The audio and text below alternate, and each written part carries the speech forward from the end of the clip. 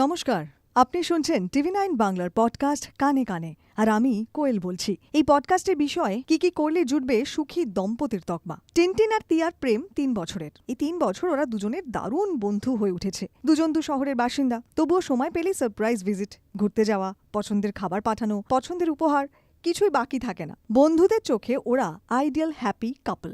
নিজেদের কাজ, ব্যস্ত সময়ের মাঝে দুজনের জন্য যেভাবে সময় বের করে নেয় তা দেখে অবাক বন্ধুরাও। তাই বলে কি ঝগড়া হয় না? কিন্তু সেই ঝগড়া থেকেও ওরা নিজেদের জন্য একটা লার্নিং সেশন রাখে। কেন ঝামেলা হলো, কি কারণে হলো, পরের বার থেকে কোন কোন বিষয় মাথায় রাখতে হবে, এসব নিজেদের মধ্যে আলোচনা করে নেয়। 3 বছরের প্রেম আর 1 বছরের বিয়ে মিলিয়ে ওদের দাম্পত্য জীবন একেবারে ক্লাউড নাইনে। শুধু বন্ধু মহলেই নয়, আত্মীয়রাও ওদের জুটির দারুণ প্রশংসা করেন। বন্ধুরা তো মজা করে তিয়াকে জিজ্ঞেস করে মাঝে মধ্যেই, সিক্রেটটা কি?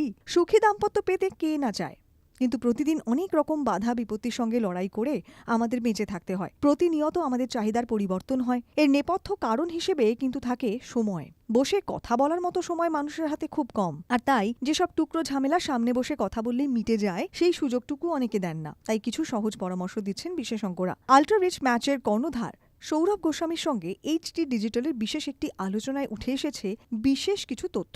টাইম ম্যানেজমেন্ট শুনতে তুচ্ছ হলেও এই ছোট্ট দুটি শব্দের জীবনে একটা বিরাট ভূমিকা রয়েছে। কর্মক্ষেত্র থেকে ব্যক্তি জীবন, সময়কে সঠিকভাবে ব্যবহার করতে না পারলে মুশকিল। কারণ সময় সব জবাব দেয়। ব্যস্ততা কোনো দিনও কমবে না। আর তাই সেই ফাঁক থেকেই সময় বের করে নিতে হবে। কোন সময় কোন কাজ করবেন তা ঠিক করা কিন্তু ভীষণ জরুরি। সপ্তাহে একদিন হলেও কিছুটা সময় রাখুন শুধুমাত্র নিজেদের জন্য। মাঝে মধ্যে ডেটে যান। 2 বছরের পুরনো দাম্পত্য জীবন, তাই বলে ডেটে যাবেন না? সময় পেলেই বেরিয়ে পড়ুন সঙ্গীকে নিয়ে। উইকেন্ডে লং ড্রাইভে যান।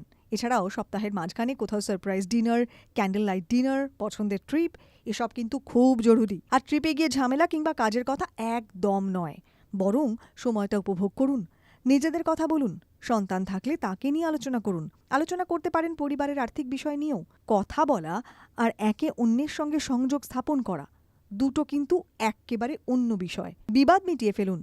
নিজেদের মধ্যে ঝামেলা অশান্তি অকারণে টেনে নিয়ে যাবেন না, বরং সামনাসামনি বসে কথা বলে তা মিটিয়ে ফেলার চেষ্টা করুন। এতে সম্পর্ক ভালো থাকবে। বিবাদ মনের মধ্যে চেপে রাখলে তিক্ততা বাড়ে। সবসময় চিৎকার করে ঝামেলা করে সমস্যার সমাধান হয় না। শান্ত হয়ে ঠান্ডা মাথায় বসে কথা বলুন। একে অন্যকে সম্মান করুন। সম্পর্কে একে অন্যের প্রতি সম্মান থাকাটাও ভীষণ জরুরি। তাই ভুল খুঁত এসব না ধরে আগে একে অন্যকে সম্মান করুন। নিজেদের কাজকে সম্মান করুন। ব্যক্তিগত বিষয় নিয়ে সবার সঙ্গে আলোচনা একদম নয়। প্রাইভেসি বজায় রাখা কিন্তু দুজনেরই কর্তব্য। কাউকে অবজ্ঞা নয়, বরং দুজনের কথা দুজনেই মন দিয়ে শুনুন।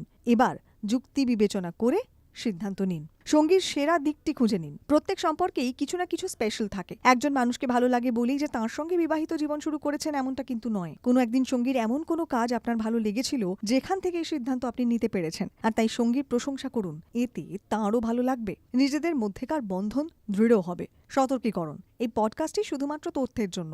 আপনার কাপল লাইফ অথবা দাম্পত্য জীবনের কোনো সমস্যার জন্য রিলেশনশিপ কাউন্সিলরের সঙ্গে পরামর্শ করুন। আপনাদের কেমন লাগছে TV9 বাংলার পডকাস্ট কানে কানে? কমেন্ট বক্সে প্লিজ লিখুন। সে সঙ্গে সাজেশনস দিন কি কি বিষয়ের উপর আপনি পডকাস্ট শুনতে আগ্রহী। শুনতে থাকুন কানে কানে।